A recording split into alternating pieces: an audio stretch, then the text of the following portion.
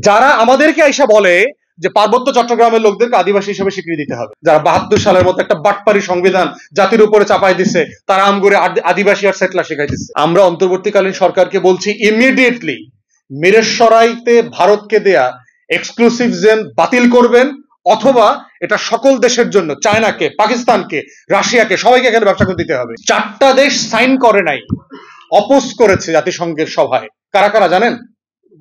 যে আদিবাসীদেরকে স্বীকার করে নেয়া জাতিসংঘের যে কনভেনশন, 4টা দেশ এটা অপোজ করেছে। তার ভিতরে আমেরিকা 1 নম্বর, ইংল্যান্ড, কানাডা, অস্ট্রেলিয়া, নিউজিল্যান্ড।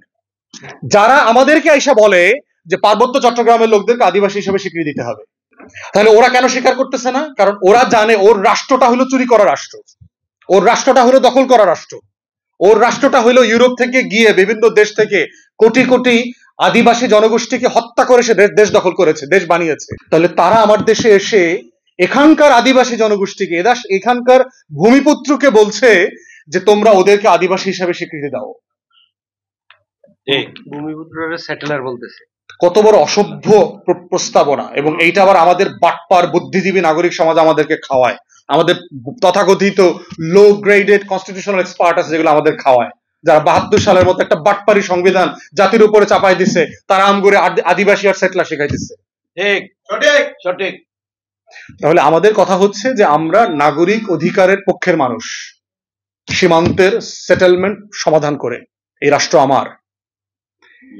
একই সমস্যাটা করেছে এর আগের ছোট ভাই বলছেন যে ফেনী নদীর পানি নিয়ে। এখানে একটা গুরুত্বপূর্ণ ভয়ঙ্কর কাজ ভারত করে, মানে আওয়ামী লীগ করে দিয়ে গেছে।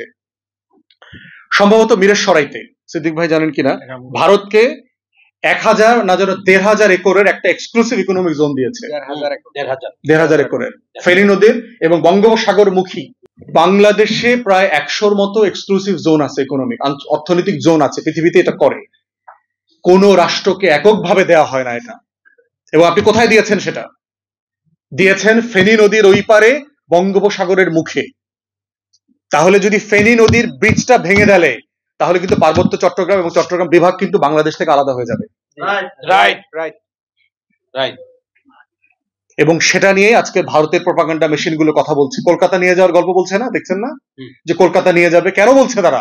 কারণ জানে যে ওইখানে আমার 1500 একরের এক্সক্লুসিভ জোন আছে। ওখানে কি ভারত ব্যবসা করে? ও ফকিরের জাতি, ও ব্যবসা করে এখানে।